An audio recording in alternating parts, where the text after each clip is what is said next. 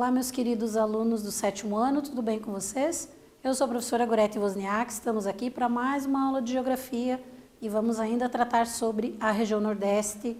Hoje vamos falar sobre as comunidades tradicionais. Então, entendendo um pouquinho dessas características ali da região, qual que é o olhar interessante para essa aula? É entender essa distribuição das comunidades, onde elas estão, quais são os seus modos de vida, suas atividades, enfim. Mas antes vamos ali aos recadinhos rapidamente do que vocês têm que ter em mãos. Material para acompanhar a aula, material que vocês usariam em sala de aula.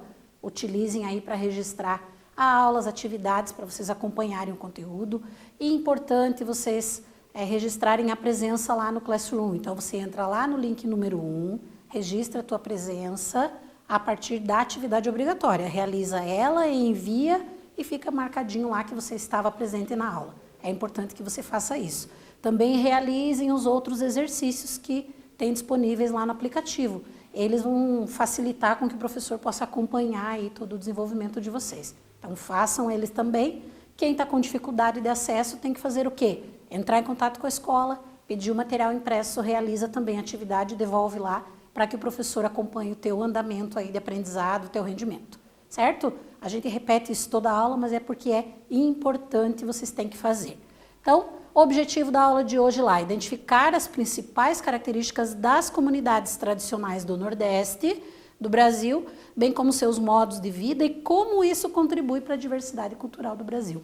Aquele modo de viver reflete na própria cultura do Brasil e na diversidade, o quanto o Brasil é miscigenado em termos culturais por esses diferentes modos de vida.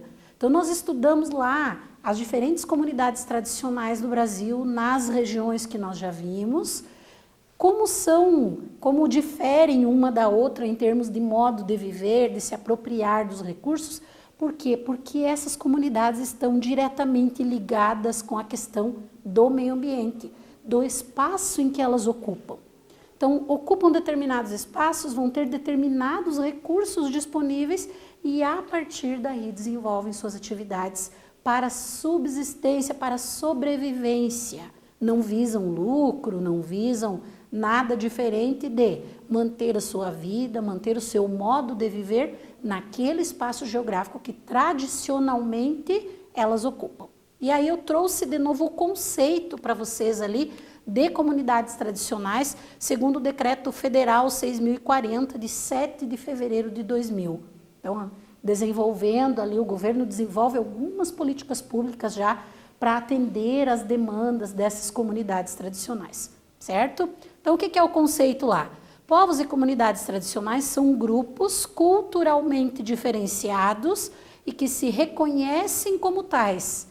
Então, para ser uma comunidade tradicional, ela tem que se reconhecer como uma comunidade tradicional, que tem um modo de vida, uma maneira de se apropriar dos elementos daquele espaço geográfico específica daquele lugar, certo? E aí, possuem formas próprias de organização social, ocupam e usam os territórios e os recursos naturais como condição para a reprodução cultural, social, religiosa, ancestral e econômica, utilizando conhecimentos, inovações e práticas gerados e transmitidos pela tradição. Então, está ligado com aquela ideia de passar de pai para filho um modo de viver, um tipo de realizar uma atividade, um item que eles colhem na natureza para se manter. Então, tudo isso é passado de geração em geração.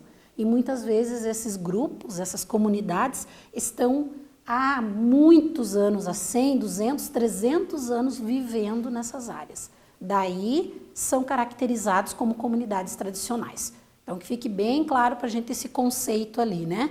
E aí eu trouxe alguns exemplos do Nordeste de comunidades tradicionais, como é o caso dos jangadeiros, né?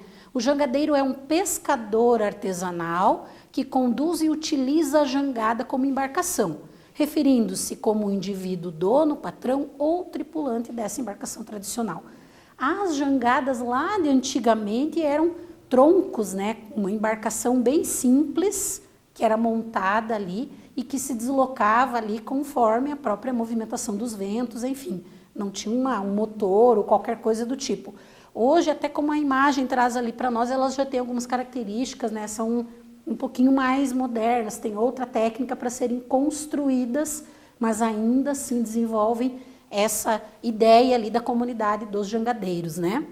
Eles sempre obedecem regras bem conhecidas do meio natural. Então, o que eles precisam saber? Entender ali a questão das marés, porque eles utilizam isso para se deslocar, para entrar no mar, para saída, o momento que a maré está alta ou está baixa, enfim, faz parte do conhecimento prático desses grupos.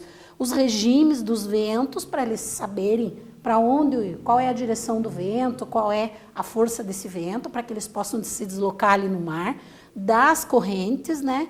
E a sazonalidade da pesca. Quando vai ter pesca disponível, que eles poderão pescar, vão ter sucesso ali, vão ter o resultado que eles precisam para manter a sobrevivência.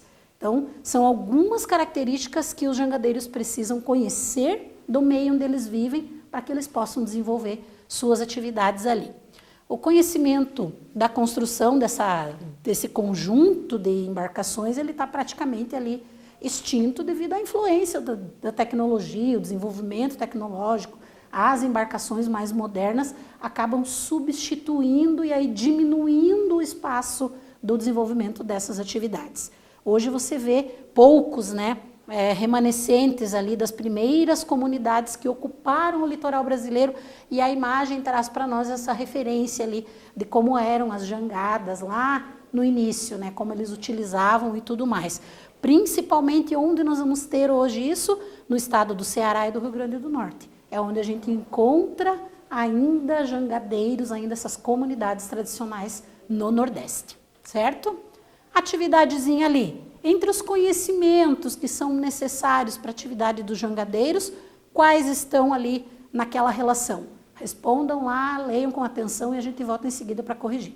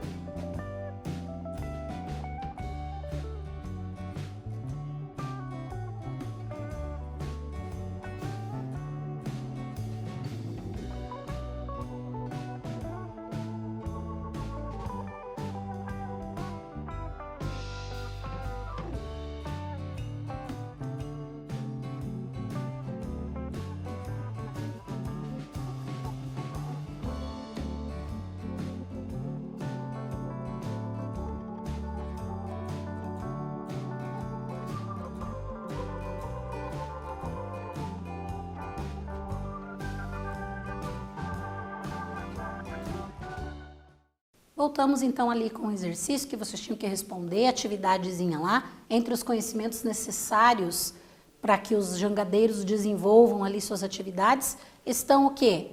Uso das marés, do regime dos ventos, das correntes e a sazonalidade da pesca.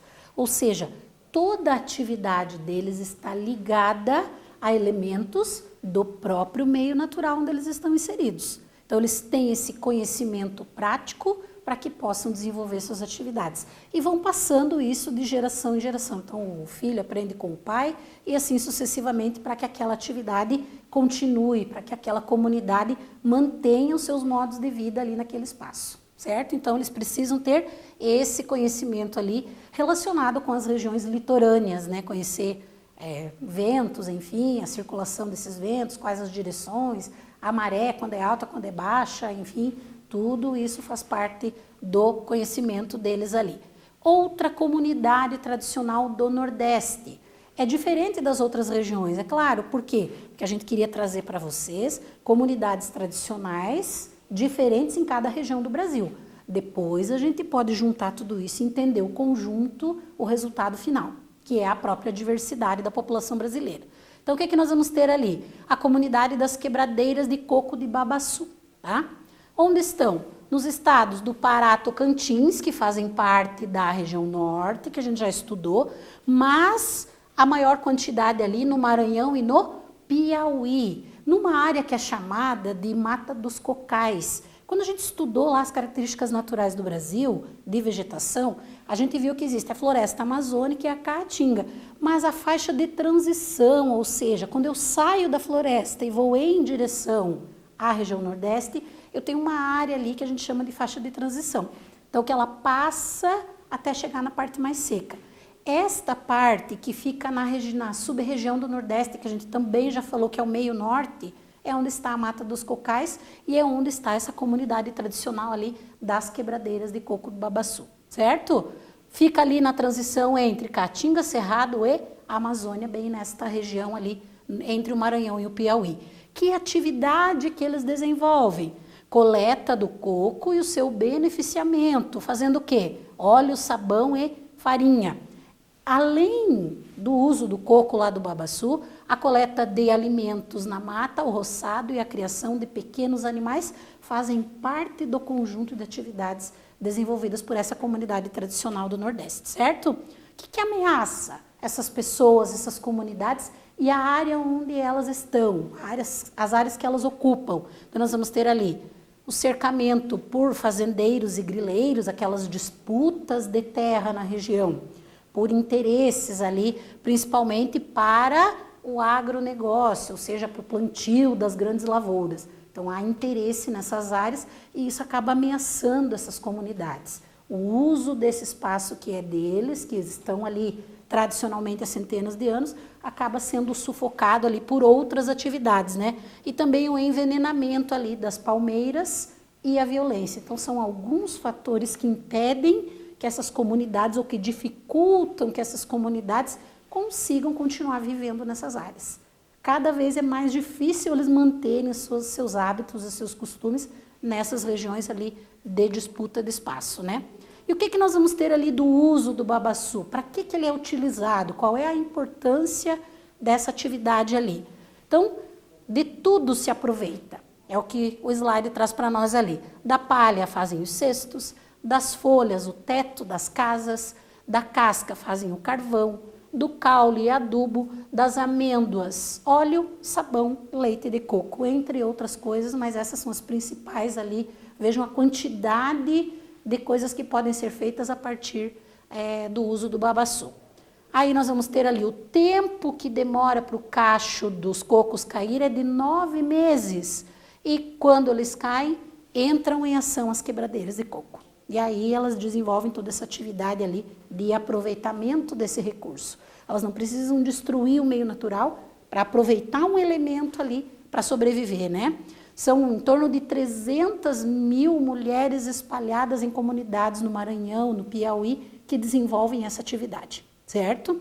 E aí, dentro daquela ideia ali de alguns estados também do norte fazerem parte desse conjunto ali, dessa região, e também ter pessoas que desenvolvem essa atividade. mas é uma comunidade muito importante naquela área ali também para o Brasil. As gerações, elas desenvolvem esse trabalho. Então, tá ali a foto que vai mostrar para nós como é a atividade, como elas fazem, né? De coleta desse coco e aí da retirada de tudo que nós vimos ali para poder fazer os produtos, né? Elas quebram ao meio, extraem as amêndoas para produzir o óleo e tudo mais, e depois é utilizado em diversas áreas aí de atividades econômicas, né?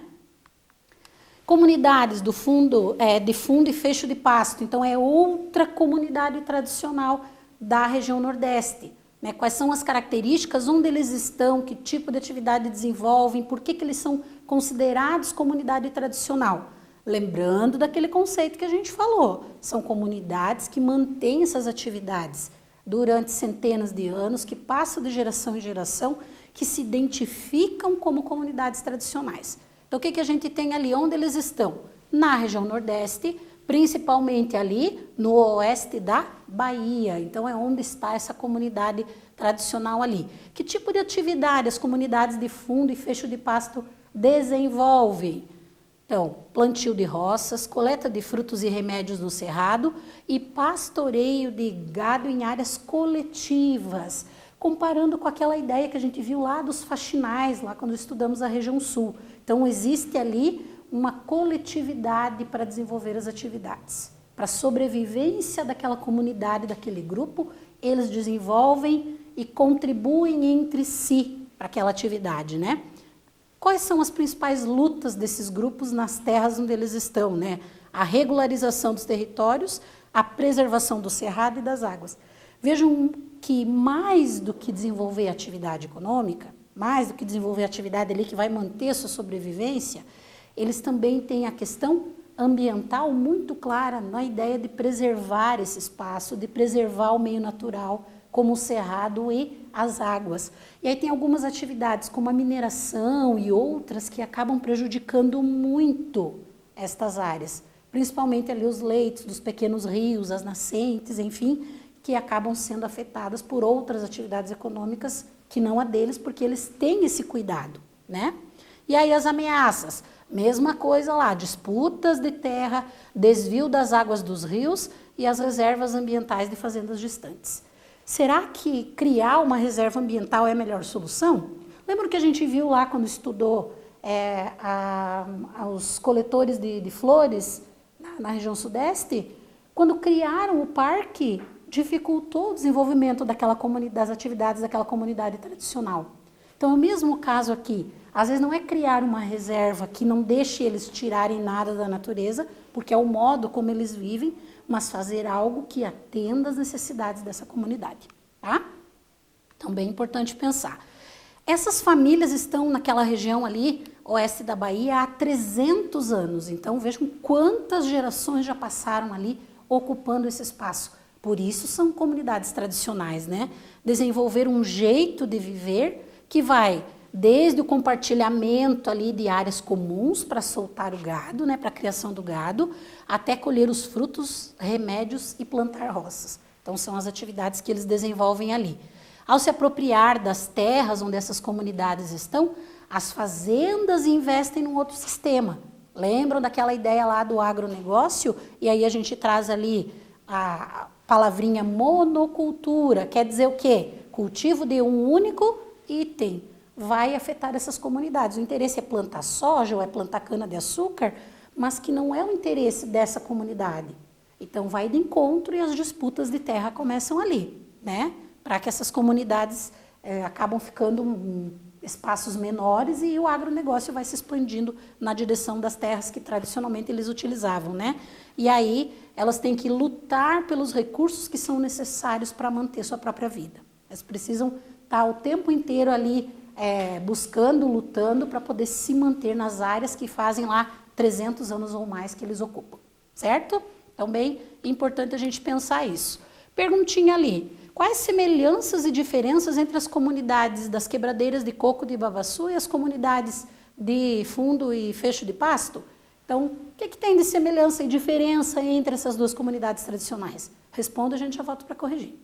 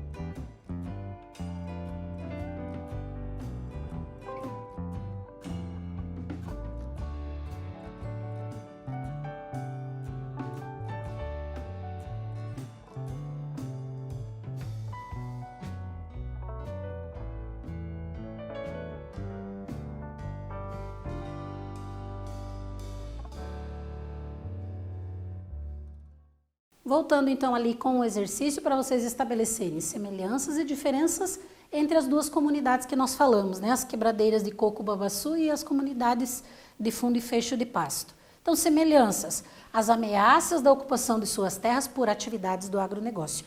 Tanto uma quanto a outra, a gente viu ali que há essas ameaças, né? Pela mudança da maneira como aquele espaço geográfico vai ser usado. Isso afeta diretamente essa comunidade, então, para eles é prejudicial, porque não conseguem manter seu próprio modo de viver. Diferenças ali. A primeira, então, a localização geográfica, né? Uma está na Mata dos Cocais, usam o babaçu como fonte de sobrevivência, e a segunda estão em áreas ali do cerrado e vive do pastoreio dos roçados, são as principais diferenças, principalmente onde elas estão, localização geográfica, e qual atividade desenvolve, são as atividades que diferem uma da outra. E aí vamos falar dos povos indígenas, porque falar de comunidade tradicional, nós sempre temos que fazer referência àquilo que é referência em termos culturais para o Brasil. E os povos indígenas, as comunidades indígenas, são referência em termos culturais para a população brasileira, porque eram os que estavam aqui, e deles nós temos muitos hábitos, costumes, modos de viver, né? Que são heranças dos povos indígenas. Então, por isso, a gente trata deles ali. Aí a tabela mostra para nós aqui as principais etnias, as que têm, o que eu coloquei aqui? As que têm uma população absoluta elevada, né? O número de indivíduos dessas etnias indígenas aqui são os que apresentam maior quantidade no Nordeste. Então, nós temos ali Potiguara, na Paraíba, em torno de 20 mil indivíduos, né, segundo os censos do IBGE 2010. Depois nós vamos ter Pataxó, que a gente também falou a respeito quando falou da região Sudeste, e outros aqui também que representam as maiores quantidades em termos de população indígena, certo? E aí vamos conhecer alguns aspectos ali. O mapa traz para nós o quê? As áreas onde nós vamos ter ali as maiores concentrações de população indígena, acima de 1000 pessoas. Então, o que nós vamos ter ali, que está em azul, que é o que mais se destaca, e depois as outras cores ali entre 6.000 e 10.000, entre 4.000 e 6.000, entre 2.000 e 4.000, e o em amarelo entre 1.000 e 2.000 habitantes de cada um desses povos nas diferentes partes ali do Nordeste. Então, vemos que em algumas áreas aqui nós vamos ter grande concentração, principalmente em Pernambuco, né? Depois aqui na parte que é chamada de Recôncavo Baiano, onde nós vamos ter também uma grande concentração ali de povos indígenas, e em outras partes ali no Ceará também. Aí depois nós vamos ver os mapas detalhados de cada uma delas, tá? Então, para a gente ter uma ideia. O que nós vamos ter ali? Na Caatinga nós temos vários povos indígenas, citei alguns exemplos ali para vocês de quem são esses povos que vivem nessas áreas, né? Principalmente na região semiárida da Bahia, e ali foram encontradas pinturas rupestres que marcam justamente, são consideradas as primeiras impressões desses povos da Caatinga. Então, eles são povos originários desta região, e aí nós temos ali as marcas históricas que fazem essa referência, né? Uma área que é considerada rica em biodiversidade, né? E aí tem toda uma característica natural de conservação e da presença desses povos, dessas comunidades nessas áreas ali. Aí eu trouxe alguns exemplos, né? Para a gente trabalhar. Os Cariri-Chocós, também chamados ali, uma outra forma de escrever, né? O mesmo nome. É um grupo indígena que está na margem esquerda ali do Rio São Francisco, então, na região Nordeste, né? Entre os municípios ali do estado de Alagoas, e aí eu trouxe o mapa ali para a gente entender a localização geográfica desses principais grupos no estado de Alagoas, certo? Atualmente são 1.500 índios que formam este grupo indígena, mas nós temos outros ali no estado de Alagoas que também compõem esse conjunto de povos ali que vivem nesta região e que tem extrema importância para a questão cultural, né? Pernambuco é considerado o 4º maior estado em população indígena do país. Então, é bem importante, a gente viu no mapa anterior lá, a presença de povos indígenas em Pernambuco é bem significativa. Ele só perde lá para o Amazonas, Mato Grosso e Pará em quantidade de população indígena, certo? contém 10 povos indígenas distribuídos ali entre alguns municípios, com uma população ali em torno de 25 mil indivíduos, né? De diferentes grupos que ocupam a área ali, certo? Então, bem importante esse papel ali de Pernambuco. E aí eu trouxe alguns exemplos desses povos. Claro que a gente não poderia falar de todos, porque são várias etnias, mesmo que eles tenham um número reduzido de população hoje, em função de toda a questão histórica, mas nós temos diferentes grupos, então vamos falar de alguns, né? Funiô, não sei se é exatamente assim que pronuncia, mas é como se escreve, né? Também conhecidos como Carnijó ou Carijó, então é uma etnia ali. Vivem do quê? Do artesanato e da agricultura, então são atividades que mantêm tradicionalmente essas comunidades, por isso elas são inseridas naquela ideia de comunidade tradicional. Para a sua subsistência, principalmente ali no município de Águas Belas, conservam seus idiomas originais e os rituais também originais ali dos seus povos, certo? Aí nós vamos ter ali outro exemplo de povos indígenas do Nordeste, Pipipã. Esses índios viviam na região ali das Caatingas, entre os rios Moxotó e Pajeú, nomes indígenas às vezes, né? E foram praticamente dizimados ali com a presença da colonização e a exploração daquelas áreas, como a gente também já tinha estudado. Então, são grupos importantes porque são referências culturais dessas comunidades tradicionais, mas que infelizmente sofreram ao longo da história e neste caso aqui foram praticamente dizimados, né? Existe um pequeno grupo que vive no município de Floresta, na região de São Francisco, tá? Então, importante ali também. E aí alguns mapas para a gente entender. Estamos falando desses povos, mas onde eles estão na região Nordeste? Então, temos ali os povos indígenas na Bahia, então diferentes povos ali, mas o que importa para nós é entender aqui onde eles estão, que áreas que eles ocupam. Lembra que a gente falou ali da região do Recôncavo Baiano? É esta parte aqui onde a gente vai ter a maior concentração de comunidades indígenas, de povos indígenas, certo? No Ceará, o que nós vamos ter ali? 14 povos distribuídos em 18 municípios, diferentes etnias, entre elas que a gente falou ali, Potiguara, né? Que é um dos grupos com maior quantidade no Nordeste. Então, tá ali no Ceará a presença deles, ok? Atividadezinha lá para a gente pensar um pouquinho nessa questão ali das comunidades tradicionais. Para vocês responderem, letra A, B e C. Leiam com atenção, na volta eu leio e aí a gente responde junto.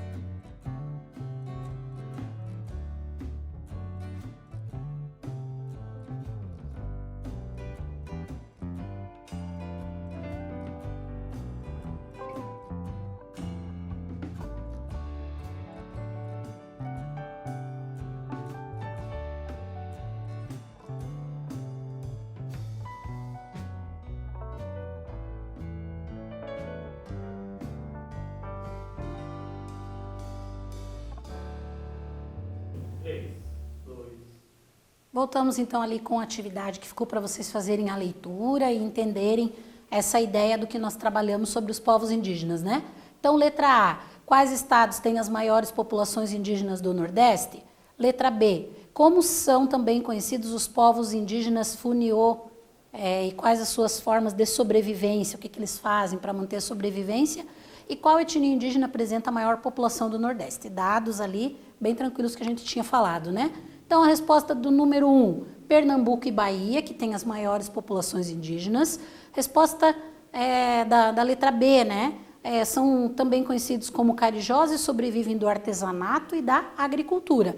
E a etnia que apresenta a maior população absoluta é Potiguara, com 20.554 indivíduos, ok? E aí, continuando lá, ainda para finalizar esta parte de comunidades tradicionais do Nordeste, a gente já falou das comunidades quilombolas no Brasil, em cada região, e aí também no Nordeste a gente tem que fazer essa referência, certo? Atualmente o estado da Bahia, junto com o Maranhão, possui a maior concentração de comunidades quilombolas no Brasil.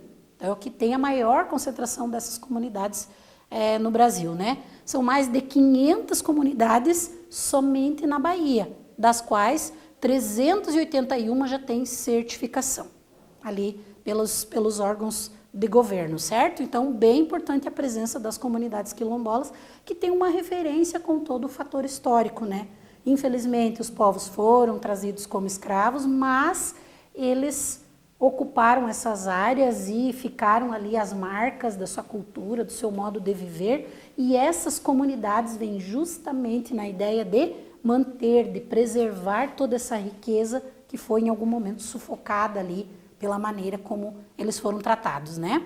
E aí nós temos o mapa para relembrar, porque a gente já estudou. O que nós vamos ter aqui? Nordeste está aqui, ó, Bahia e Maranhão. Então, os que apresentam a maior quantidade de comunidades. Se eu comparar com outros do Brasil, a região Nordeste é a que apresenta a maior quantidade ali de comunidades quilombolas.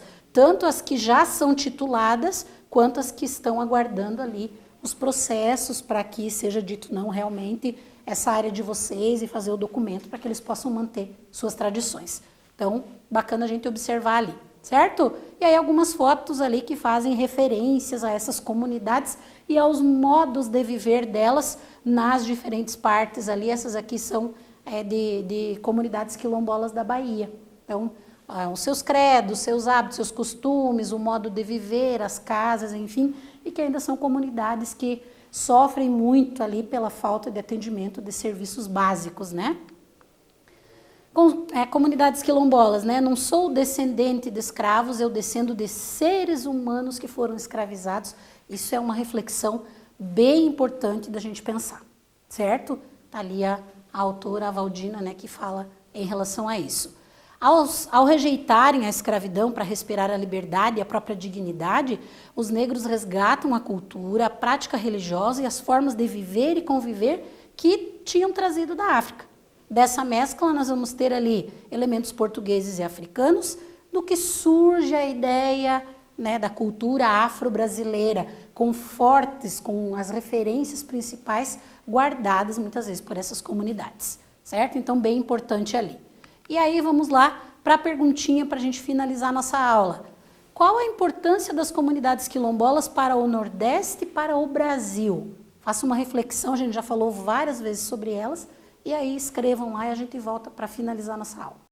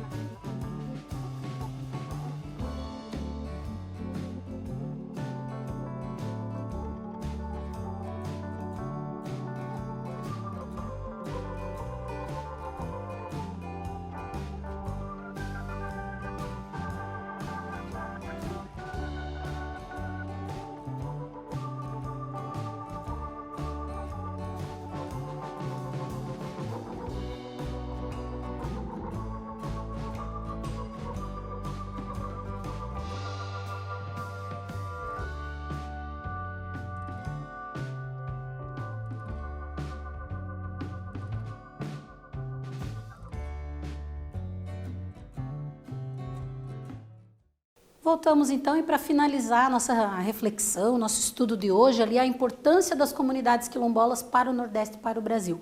Eu quis trazer de novo a frase que nós trabalhamos lá no slide, né?